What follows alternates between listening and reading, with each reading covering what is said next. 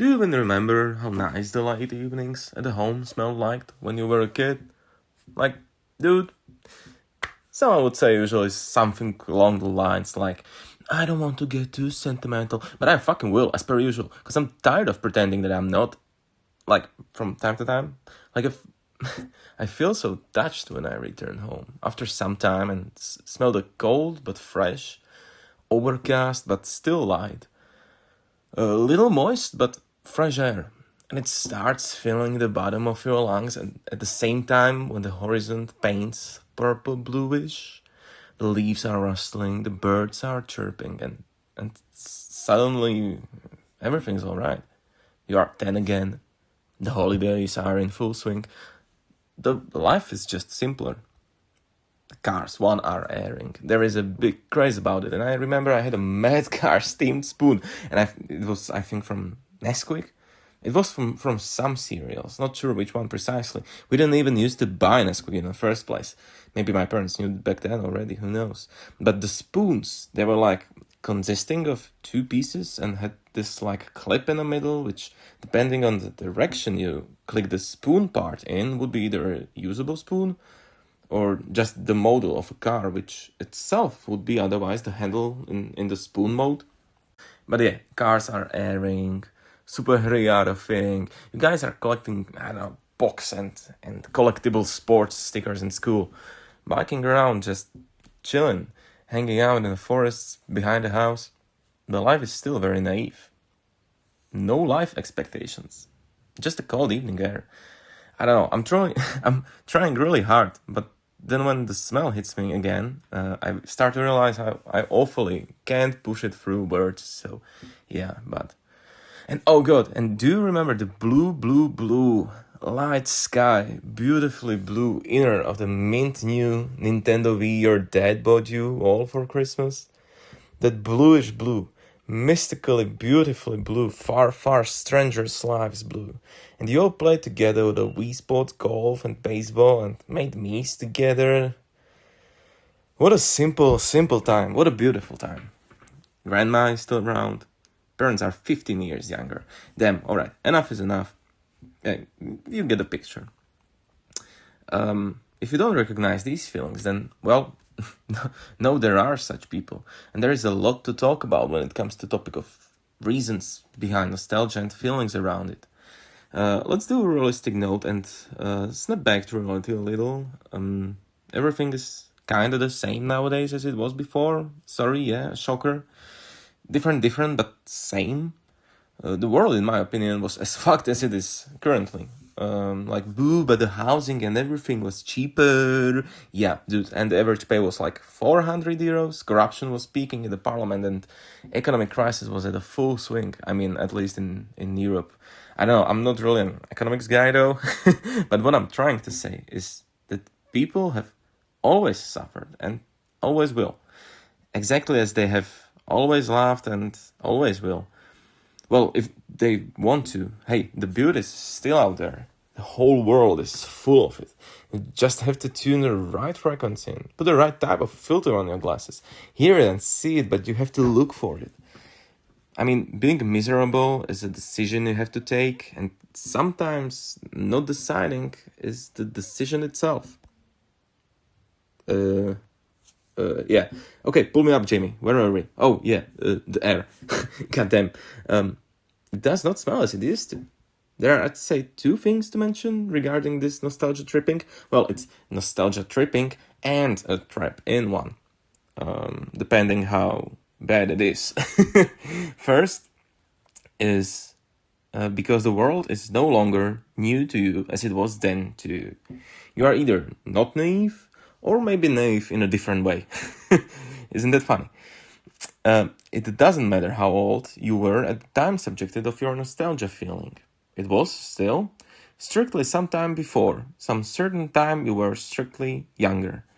I'd say it's related to the other phenomena that is usually mentioned regarding growing old, and it's that the time seems like it's speeding up.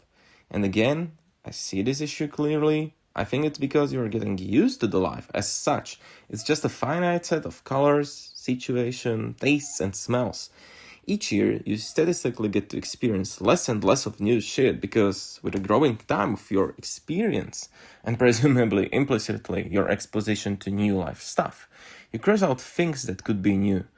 Simply just seeing more and more of it, and if you really keep a memory of it, then the list of new things drastically deflates.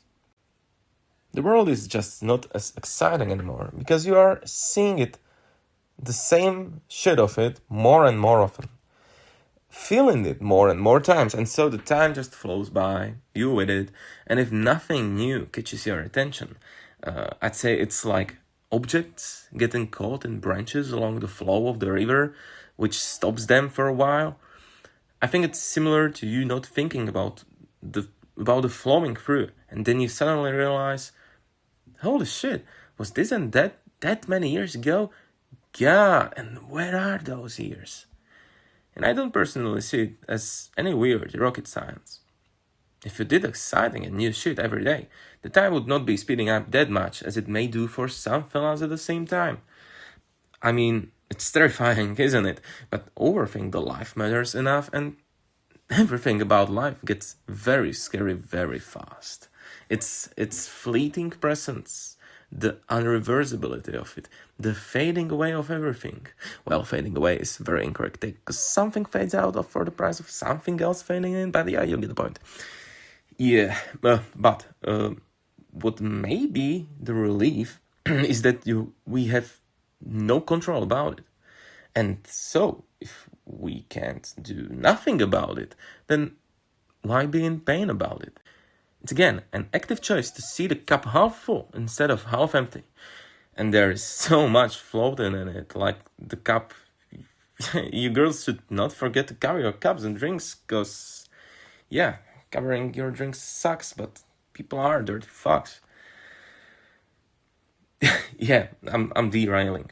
The second thing about nostalgia is that the memory of past itself is stylized and sanitized by a built-in filter we have in our brains. Brain forgets the bad things about the past, and only those nice memories last, like they float up, or maybe bad things fall down, sediment, like the mud, maybe both. And then those memories present themselves as little falsely as, yeah, it was like this, and it was so great. Hence, all the old heads praising communism and shit. Man, shit was tough as hell back then. You lived literally in the totalitarian space and had very restricted freedom. And yeah, life itself, yet now you claim how great it was. It was great because you forgot the bad and or the memory faded, or the bad things down that were happening or you were feeling, and most importantly because you were young or younger. And you didn't struggle with things you struggle now. Boom, easy escape, remembering and praising the past. You're hunting the dead world, my dude. I personally don't need to have 40 years of lived experience to say I recognize this pattern. Hell, even times we were graduating the high school now seem like a paradise, except they weren't. Me being the dick I was, let be the proof. I was far from happy, but yeah, time washed it. And now I see it more with understanding and resolution. And it seems like a nice time, genuinely nice time. Maybe that's like an additional point to this second point. Yeah, we're getting a lot of points. But the point is, spectating after already knowing how things turned out, we have different perspective and opinion about it. Because I see maybe something I had I didn't even recognize back then, which I may not have right now, and so on. I say judging and spectating events that we already know the end of automatically puts us indifferent than the driver's seat we were sitting in back then. It's like this split scenario where both spectators and actors are the same, or in some sense same, like same soul, or like the same core of the soul, and the spectators have already seen the show, so they know what it's about. And it's and hilariously, ironically, the actors do not. The actors do not what is the show about, but the spectators know already. It's it's just so funny, dude. And so it's so easy to have completely different view on actions of those playing actors. No, and shit, they do not. It's unfair, and it's not justified way of judging and interpreting. Third, but only a very small point, on a side, now let's do a side note, is the propaganda created by an old heads. But this feels a lot more politically infused or inclined, but can extensively affect the spiritual inner world as well. They say it was just better, and that enables you to dream about it. And then you're fighting their cause, saying shit like, damn it, bring the communism back, because they said it was so much better, and I was made to believe it. They fabricated this strong emotion of nostalgia, which now commands you. And it's just, I don't know if it's a weapon like mindfully chosen, or is it just a stupid side effect? I don't know, but this whole cycle is the same shit over and over. Just fuck it, dude. Either way, it's hard to say nostalgia is like bad or good. I know after all I said, I still don't want to say that nostalgia is a bad thing. I'd say it depends on the amount of nostalgia and the way you roll around in it. Like, it's nice remembering things and cherishing the nice moments, or even maybe bad ones, and saying, yeah, I'm in a better spot right now. But living for the nostalgia and in the nostalgia, you're stealing your own life away from you. If I had to distill something very small and concrete from all of this, it's that the mourning of the past is, I wanted to say useless, but yeah, it's more, the more correct term would be maybe not the wisest activity.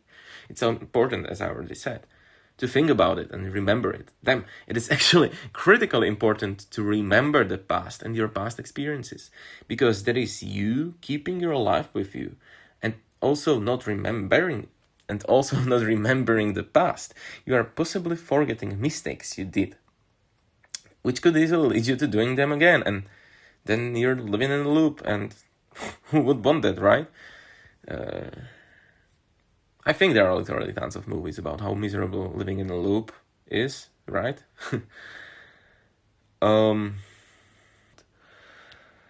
I said a lot, and I would love to hear from you some, even a little, so I could maybe, I don't know, iterate and detail up some topics. I sweat it out. I may have misspoke or said something differently than I really think about it. We could pretend that this is something even remotely close to a discussion, even though I don't know how it really is. With you, the stranger, who found this equivalent of a letter in a bottle, except there was no ocean waves, but only this mystical YouTube algorithm, and no paper, only this audio message with this funny gameplay. And also, I would find it insanely hilarious if a castaway would write shitposts and yapatons just for the sake of it, like this one may seem. And if really so, well, that's my man. So yeah, my 2 cents. Enjoy your day.